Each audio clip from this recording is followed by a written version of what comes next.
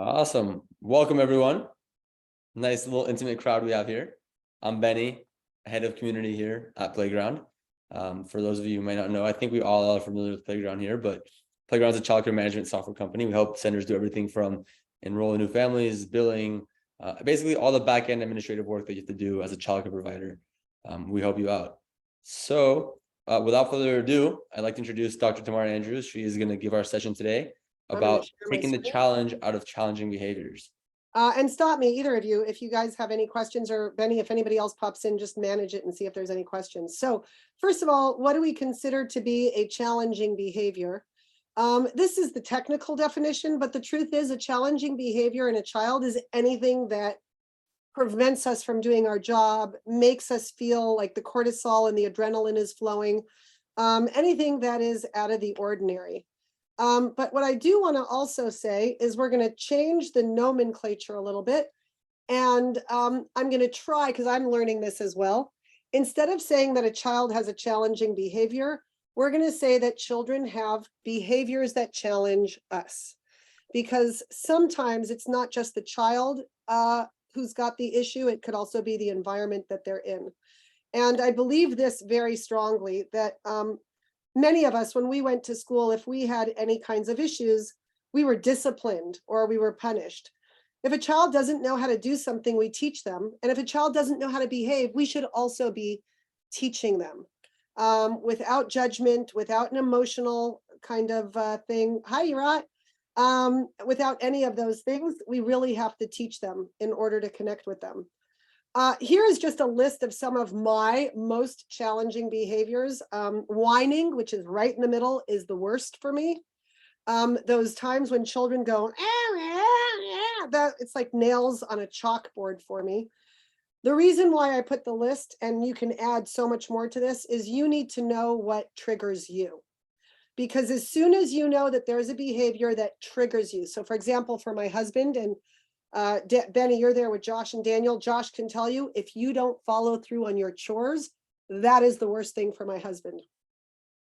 But know what triggers you so that you can step back or recognize it, own it, and then, compose yourself.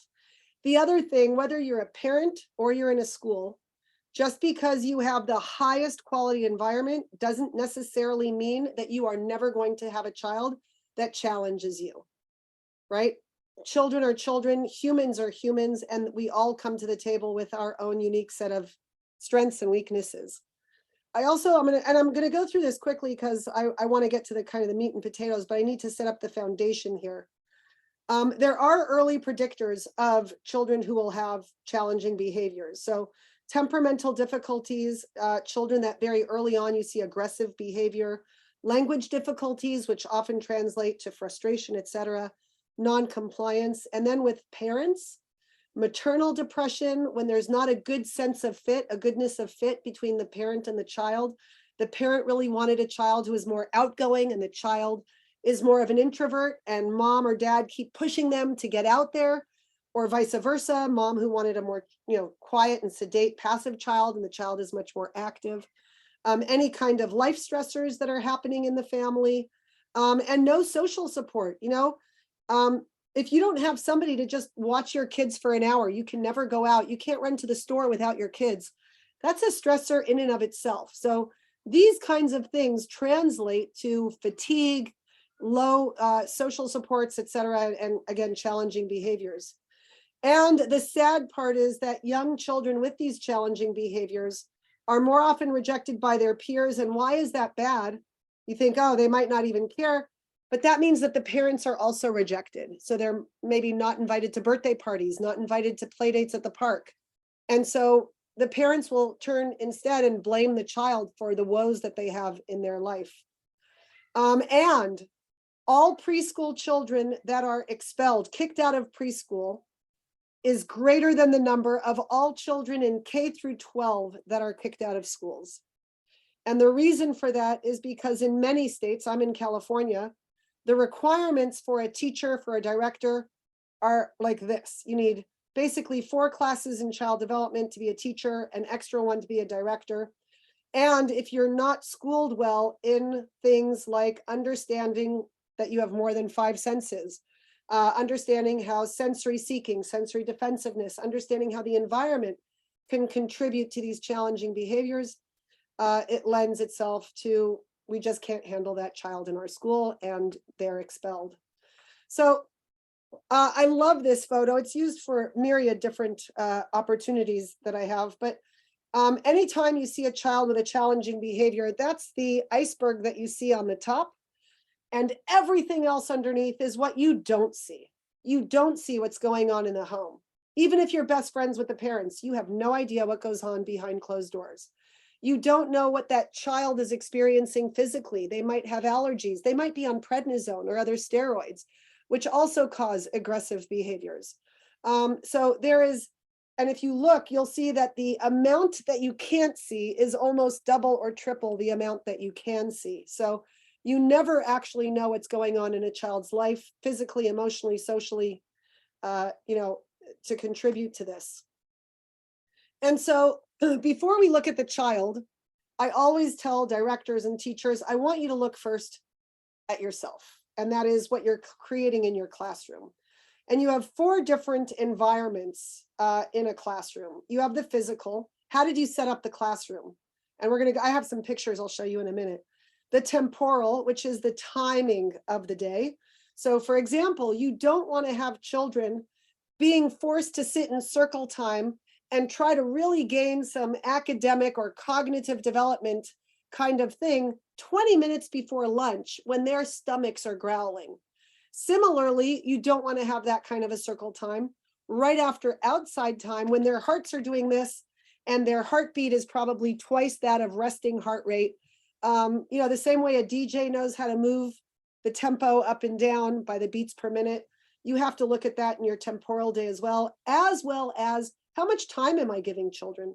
Do you only give them 20 or 30 minutes outdoors? Did you know that it takes 20 minutes for a child to settle on what they actually want to do? Because they'll run around and check everything out, and then they'll settle on what they want to do. The interpersonal environment is everything that happens between people. How do you greet the child in the morning? I just went to a school the other day. I was hired to do a consultation and I watched their car line. And as the girls got out of the car, the teachers were all commenting, "Oh my gosh, you look so cute today. I love your outfit. I love your shoes. I love your hair." And as the boys got out of the car, it was, "Oh, hi, good morning. Great to see you." And no, comments on their looks, which again, I have issues with both ways. How do you treat your coworkers? Children watch that. How does your director come in? Is it a judgment call? The director comes in and kind of, admonishes you in front of the children. While you're in the classroom, are you supervising from up here or are you on the floor actually playing with the children and building relationships? And then lastly is the programmatic environment, and that is the things that you plan. So are you planning things that are really developmentally appropriate? And let's say you have a math activity. Have you actually made sure that all children will access the math activity? Or do you expect certain kids to do it and not others, thereby setting a stage for something else? So let's take a look. So this is the physical environment. And if you look, both environments are incredibly busy. And there is just so much red, yellow, and blue, and green, and overwhelming. I want you to think about these photos in contrast to what it feels like and looks like to walk into a museum. Somewhere in the middle is what your preschool classrooms should look like. So while a museum really almost forces you to be quiet and contemplative and slow moving and reflective and passive, these rooms almost invite you to destroy. And so somewhere in the middle of that is the perfectly composed, curated preschool classroom. Now, I'm not going to show you a picture of that because I don't want to tell you what it has to look like. But I will show you, for example, floors. So imagine if those carpet areas, which is usually the case, are also the block areas. Would you want me to give you an already colored on piece of paper to do your drawings with marker and crayon, or would you rather have a blank canvas? Similarly, with the block area, you want to have a blank canvas. You want the children, if it's circle time, you want them to focus on the teacher. I've never understood the purpose of having rugs on the floor. We say we want our rooms to feel homey and warm. I would never put this in my home. And so even things as trivial as the rugs, just because Lakeshore sells them doesn't mean that they're appropriate. And so you want, again, for the floors to be the blank canvases, the walls to be curated and not simply stuck things on, so that that doesn't contribute to high levels of sensory input and thereby perhaps behavior management problems. Now here I'm going to show you a contrast picture. This is actually a picture in a classroom. I cannot believe that that's a classroom, but it is. And how do I get the kids to clean this up? So one of the issues as well is that, especially in schools that don't have a lot of excess storage, they will simply put everything out.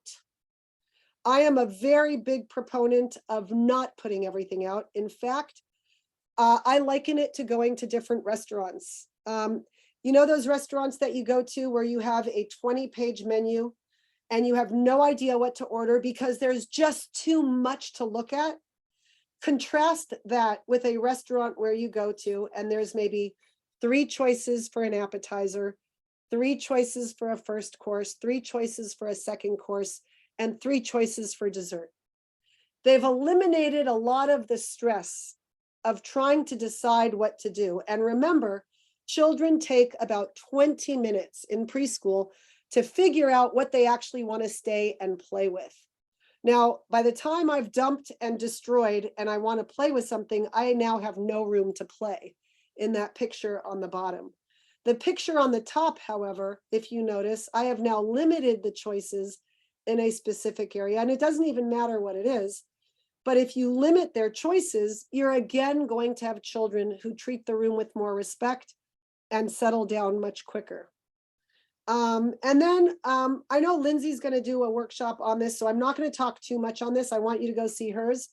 But seating for a moment, every time, it's almost every time I walk into a classroom, it's the teacher who's got her back or his back to the wall in a comfortable position, and the kids are left free, kind of free sitting in the middle of the circle with absolutely no sensory input anywhere, with the exception of their tiny little bottoms and maybe a little bit of their feet. For most children, they need much more sensory input in order to be organized and attend to the teacher's instructions or whatever it is that they're doing.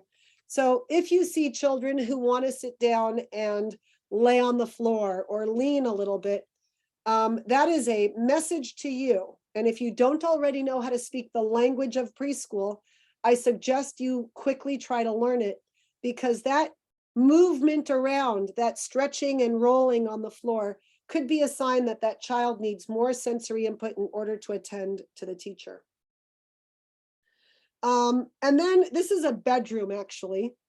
And the reason I gave this picture is, number one, to settle your brains because you've been looking at so much. But think about, what did this photo elicit in you immediately? What was your immediate reaction when you saw this photo? I know for me, it's more of a, and I kind of take a breath and I'm like, okay, there's nothing to think about here. That's the same thing with the temporal environment, similar to what we just talked about, the physical environment. In the temporal environment, the kids shouldn't always have to think about absolutely everything. It's got to be that there is a balance of teacher-directed time and child-initiated time, a balance of choice, and sometimes you make the choice for me. I know sometimes I get home from work and I tell my husband, what are we doing for dinner? And he goes, what do you want? And I go, I don't know. I need you to just make decisions for me today. And he knows. He speaks Tamar the same way you've got to learn how to speak early childhood, and you've got to be able to read those kids. I will tell you, though, that that will not happen unless you're actually on the floor spending some time with them, getting to know each individual child. The other thing I will also share with you is that if you don't already know what it is, UDL, Universal Design for Learning, Benny, maybe we'll do a workshop, a little podcast on that one day, but if not, go look it up. It is a wave sweeping the country and in fact the world about really getting to know each child and understanding how that child can access curriculum, and then also how that child can demonstrate mastery, because we all have our own style and techniques. Make sure that, yeah, sorry. Can Yes. you say again, understanding, what did it stand for? The UDL, it stands for Universal Design for Learning. And if you want a quick primer, Alicia, I'm happy to hop on a phone, but you can also Google it. And there are 3 pillars to UDL. You'll want to get to know them, but basically in a nutshell, it's getting to know each child. It's much more practical than differentiated instruction, because what UDL does really is it says, if I'm going to teach 2 + 2, I'm going to teach 2 + 2 in these 5 ways. And then for the children to demonstrate mastery, I'll accept that demonstration in any one of these myriad ways. And what that does is it just makes school that much more accessible and appropriate for every single student. So back to this for the temporal environment, if your classes don't already have it, every class in early childhood has to have a visual schedule. And I actually don't love this one. I like the ones where they're actually like index cards, because that way, if you have a music teacher one day, you can actually put that one in. And if you're going, like we have 4 different yards here, so the teachers will have 4 different yards. The kids will even know which yards they're going to. Think about your own life, right? If my husband tells me that we're going to a fancy restaurant, I need to plan for that differently than if he says we're going to fast food. And just being able to plan and know what's coming after what, even which yard, or who the music teacher is a certain day, helps decrease the amount of stress or anxiety, helps release, and actually make less release of cortisol and adrenaline. And we have different children, I'm sure you all do as well, who have different levels of heightened anxiety or stress. And so this simply, it just does really well.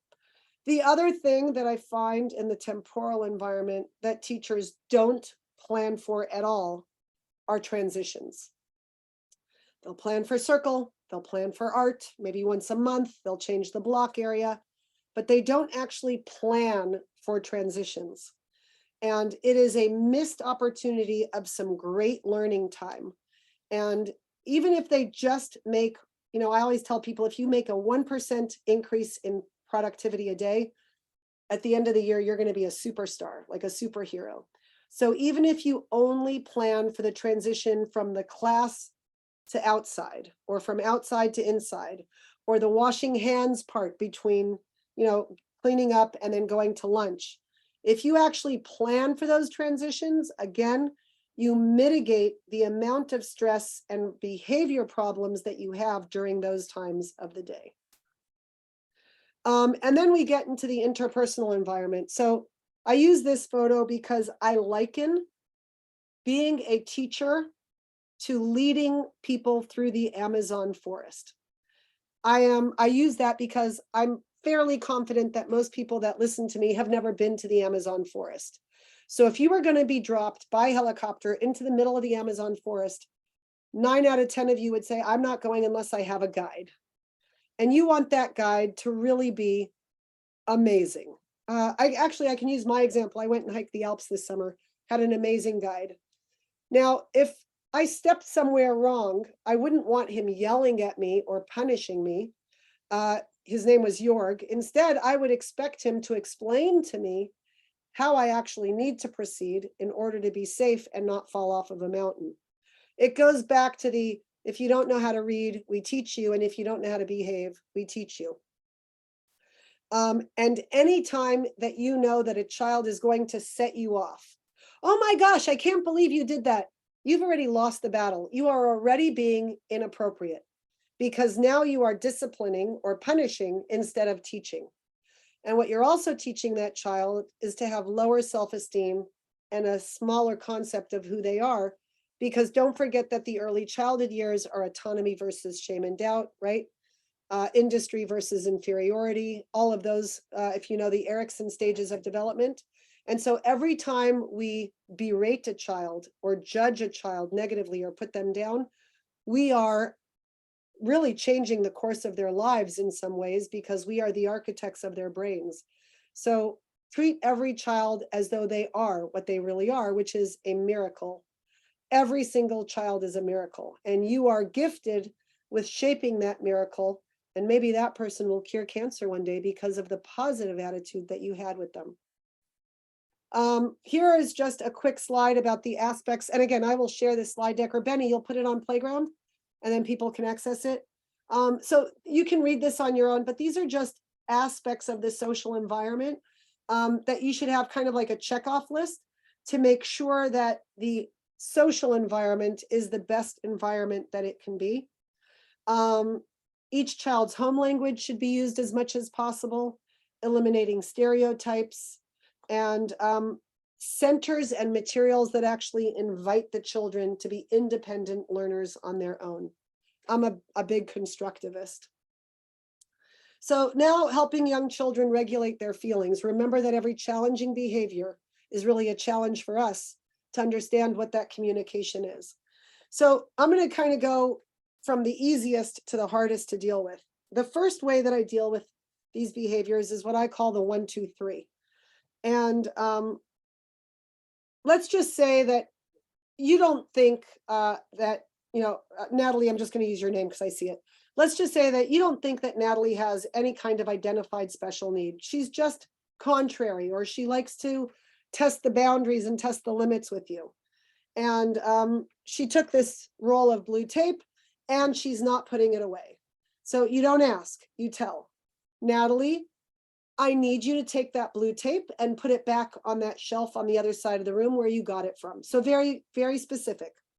And then you've got to give Natalie a few moments in order for it to register, because she's going to be sitting there judging, oh, does Tamar mean that, or does Tamar not mean that? Let me kind of see what I need to do at this moment.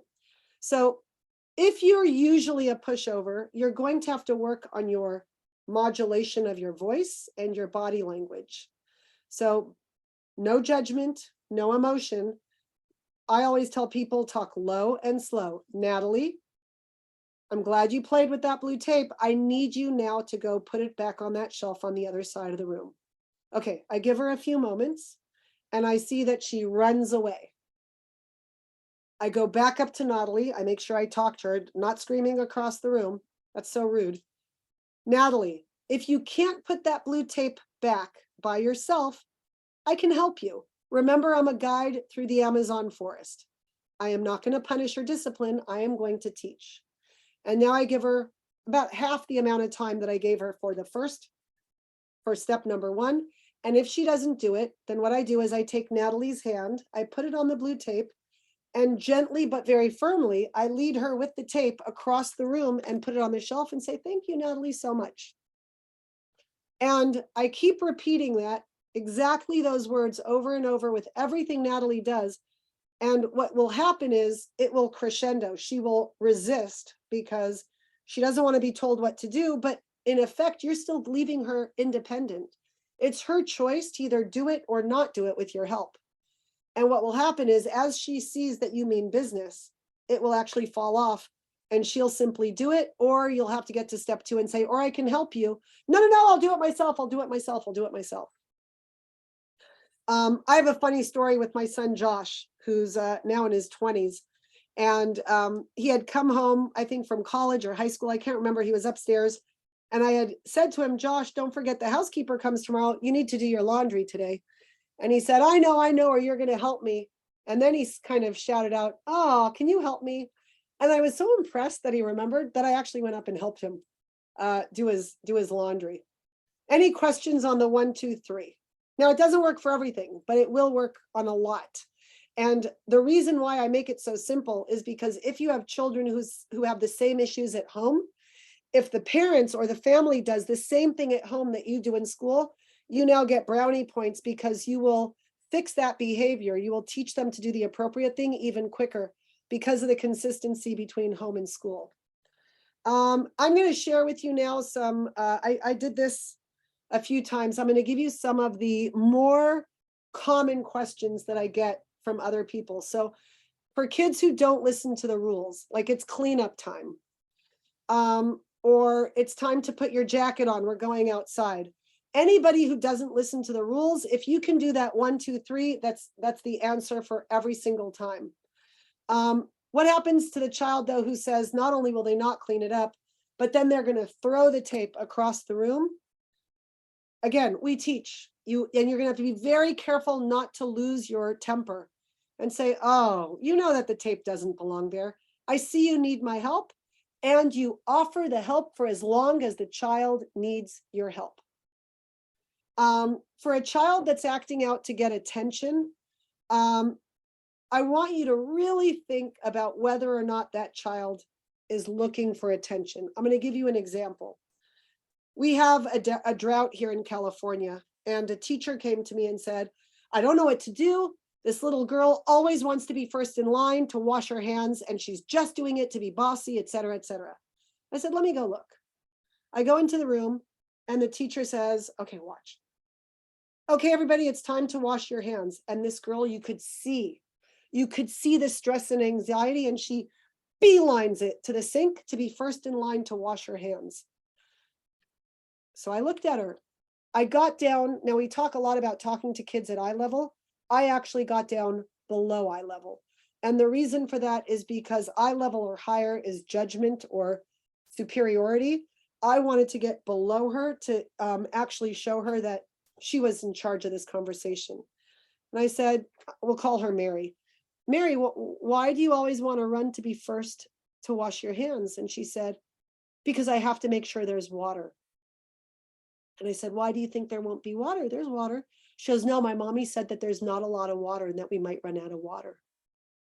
Wow. That's a very deep concept for a 3-year-old to actually get. And if the teacher had just taken a moment to talk to the child about this, would have changed her entire perspective of who this child was, right? And understand that this child actually has a phobia that has been instilled in her from the parents that needs to, that's something else to deal with. What about children who get angry very easily? Somebody knocks down their blocks, or a child doesn't want to play with them. Always validate, I see you're getting really angry. If they don't know how to express themselves on their own, then you need to paraphrase to check for the feelings.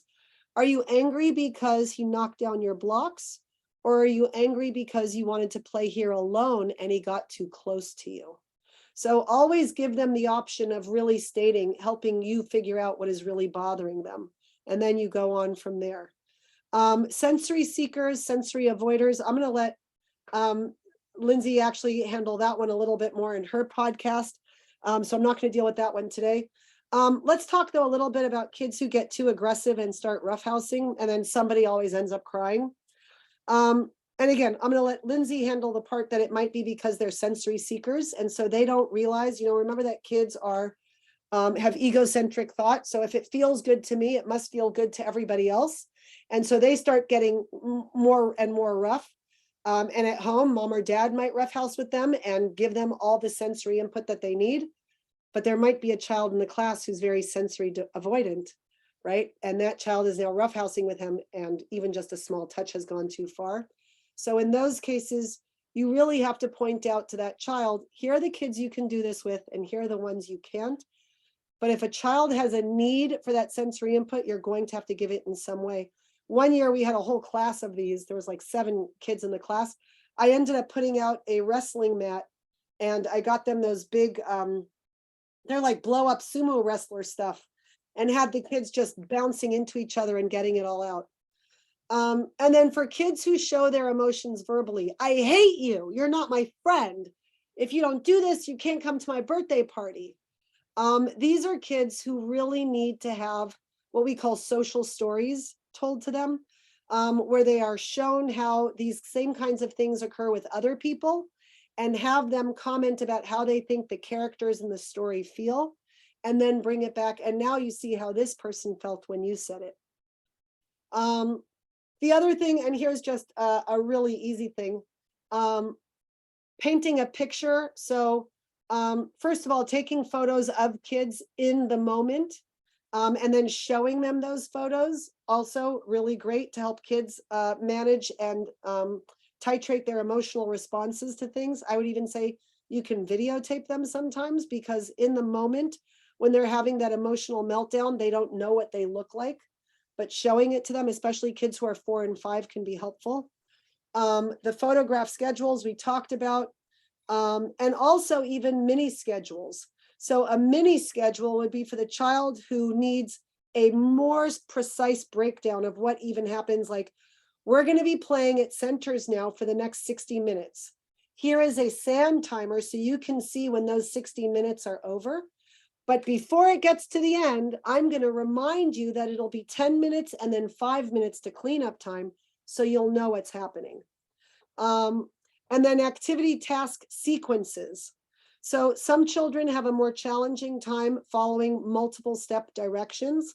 So even giving them a visual of how to complete a task. So it's the same thing like a mini schedule, but it's, okay, you're going to clean up, and then you're going to go to the bathroom, and you're going to wash your hands. And you might even add, throw the paper towel in the garbage, and then you're going to get your lunchbox and sit down. Most children can follow that routine easily. Some children need to have it very broken down for them. And so visual cues are just great reminders for those kids. And so a few things to remember, and then I'll stop sharing and we'll take any questions and share together. Young children are driven by emotions and not logic. So if you think that it's just logical, the child should know this, you're already wrong. Irrational behavior is what's normal and to be expected. Again, our job is to guide them because they don't know what they're doing. And children really can't regulate until they get to about the end of kindergarten, first grade. And I'm sure we all can name a dozen adults who still don't seem that they have emotional regulation. There's a great, not great, but there's a TikTok video going around of a restaurant owner who literally took a hose and started hosing down a homeless person that was outside his restaurant to get them to leave. And the whole world exploded. I mean, it was just so inhumane.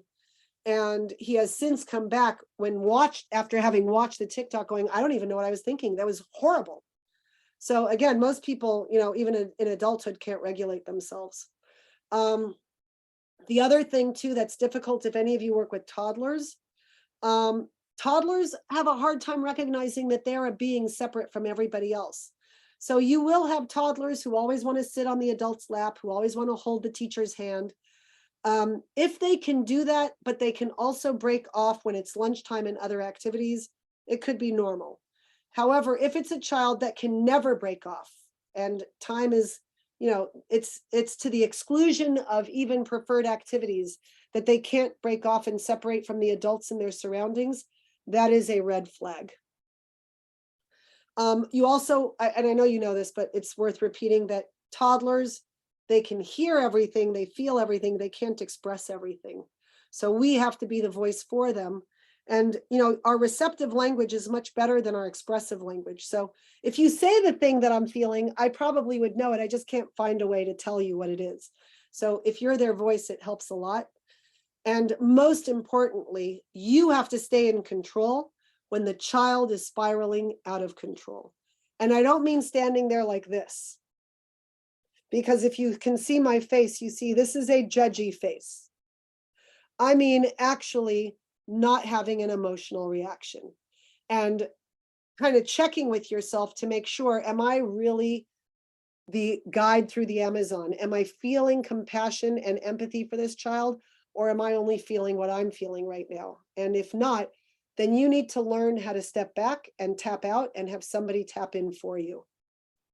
And then mirror neurons. So you ever wonder why, when, especially men, I'm going to stereotype now, but they'll watch a sports game and they're like, oh my God, get the ball. And they're screaming and yelling. That is because they feel like they are part of the game. It's also why some people like me cannot watch a scary movie, because even though I know that it's simply the suspension of logic and belief, and I know that Tom Cruise is an actor, if I watch a scary movie, I think I'm there. And that is all because of mirror neurons. It's also why if one child cries, other children might start crying. Mirror neurons are those things that actually make you feel like you're actually in the action. And the more you smile, the more you're going to get other children to feel positively in your environment. So smiling, welcoming them in the morning, saying hello, have a just a nice composition on your face goes a long way with these kids.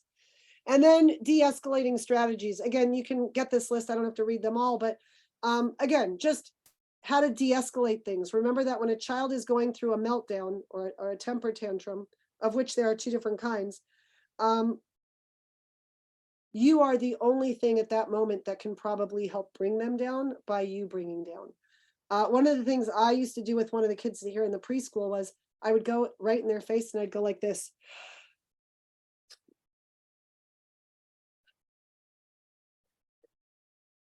Just to get them to take deeper breaths. I knew they wouldn't hear me if I spoke, but just to, again, mirror neurons, to mimic the way I was breathing, and then it would work. And within a moment, that child, it would de-escalate. So I'm going to stop sharing. And again, you can have this anytime you want, but any questions, comments, unique situations that you might have? I did such a good job. Nobody has any questions. I have one question. It seems like a lot of these things you discussed require a lot of patience and a lot of like taking a step back and giving yourself that moment to compose yourself. And I think we can get a whole other session or a whole other discussion about strategies to keep your cool. But what do you do for a teacher that, you know, has been dealing with 10 kids in their classroom that have been crying and yelling and throwing stuff? And she's been doing that for 10 years. And she's reaching that point where she doesn't, you know, she can't do it anymore. If you can switch gears on the fly, that tends to work, especially if it's like a whole class meltdown.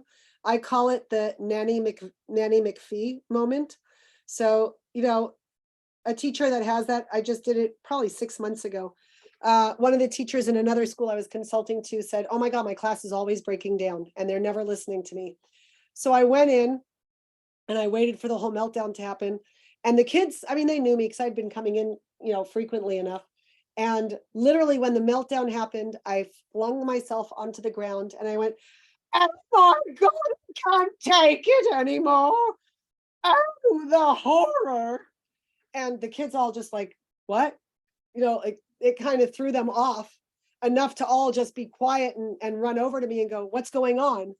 And in that moment, I was able to kind of say, I think what we need here is a dance party. And so I put on I actually put on, there's a song called Tel Aviv. Those of you that know it, know it. And I just started, the song kind of starts off with this crescendo. And as the crescendo started to build, I kind of lifted myself off the floor. And then we all just started dancing and we got our sillies out, so to speak. And after 3 minutes, everybody was calm. And I put them all in circle and I had the teacher come over and the rest of the day went well.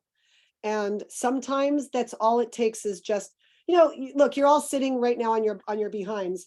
Don't you sometimes just want to get up from your chair and go, I just need a break? And you walk through your building, or sometimes we just need to stop what we're doing. We're in a rut and we have to get out of the rut. So something has to kick those kids out of the rut.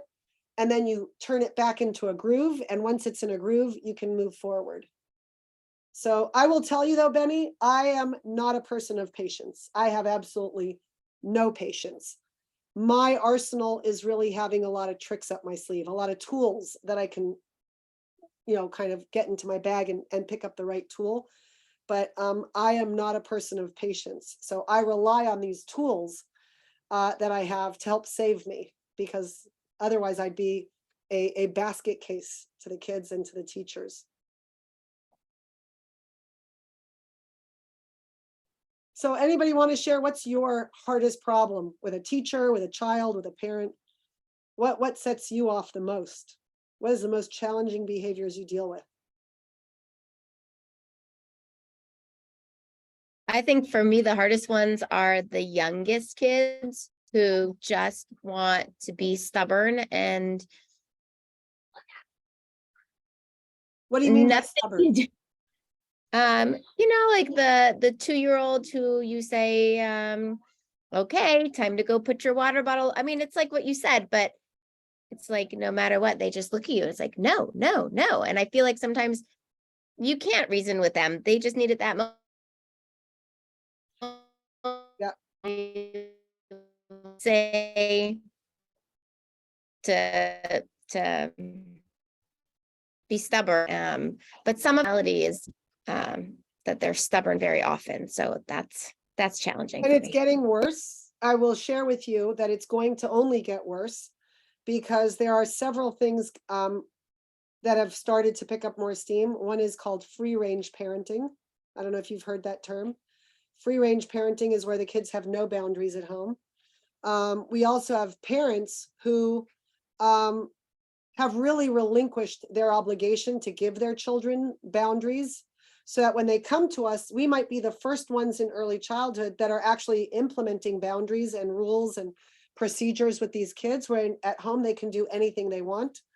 And so it's an upward battle. I'm just telling you, it's going to be like that. That's why many of these things that I share, next week, I'm actually going to that school that I've been consulting to. I'm doing a parenting, the same thing I'm doing for the parents, because it really only works very successfully if the parents are on the same page as the children. That's why I say I share this freely if any of you are comfortable doing this at your own schools. Otherwise, I'm happy to do it for you. You've got to get the parents back on track. I'll give you the example I use. So I don't know if you can see very well, but this is my office. I feel very comfortable sitting in my office. Why? Because my office has very clear boundaries. I know that if there's an earthquake or a fire, I know where I can run out. I also know that if I can't get out of a door, I've got a window here that I could probably smash through that'll go to the next room and I could get out that way. But the walls, I would not try to smash through the walls. I can't get through them. And that's exactly how boundaries are with young children. Young children will only feel safe and secure if they know where and what their boundaries are. I need to know where I can push my mom and dad. I know where I can push my teachers. And then I also need to know from their posture, their voice, the way they talk, the rules in our house, I need to know which are the walls that I can't get through, right? All of you drive a car probably. You drive without worrying about it because you hope everybody else follows the rules. So in a home where there are not many rules or boundaries, the children are actually insecure. And I know that sounds weird, but they actually are. And so we have to educate parents to get back to putting in and implementing those rules.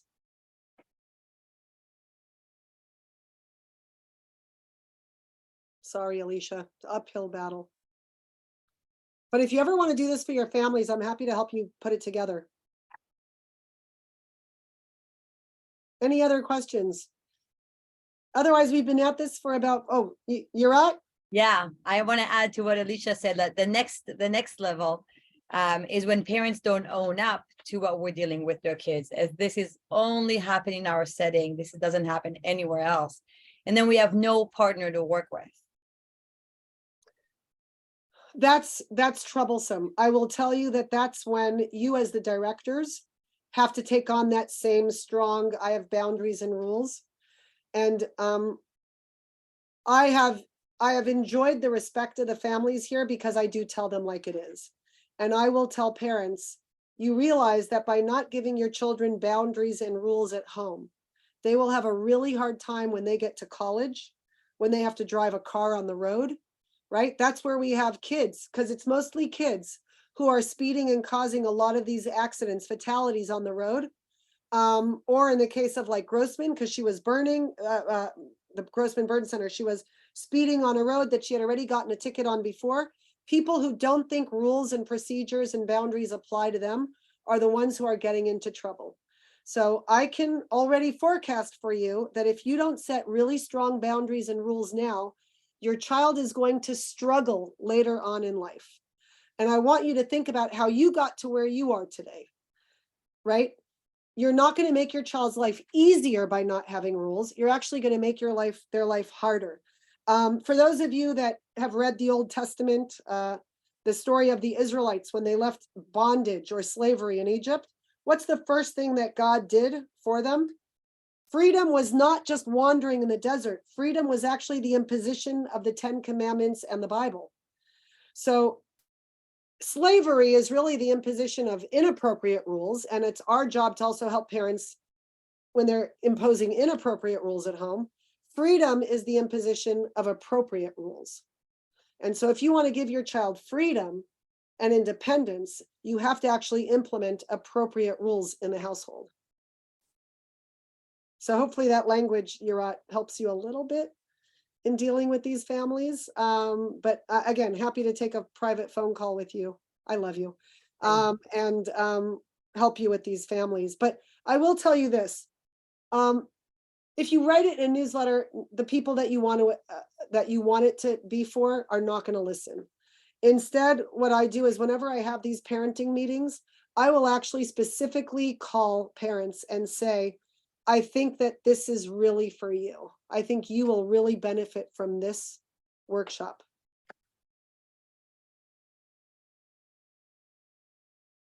All right. Wonderful. Thank you very much, Tamar. That was a great Yeah, you're session. welcome. A lot of wonderful content there. Very insightful. Yolanda says thank you. Thank you, Yolanda, for attending. Oh, thank you. And Thank you Yolanda, so reach out. much. If you ever want, call me, email me, but this slide deck will be on Playground if you want it. Yeah, I will email this to everyone, recording the deck, everything. So thank you very much, Tamar. Thank you everyone for joining. You're welcome. Thanks for being here. Thank you. Thank you, Bye, care. ladies. Tamar.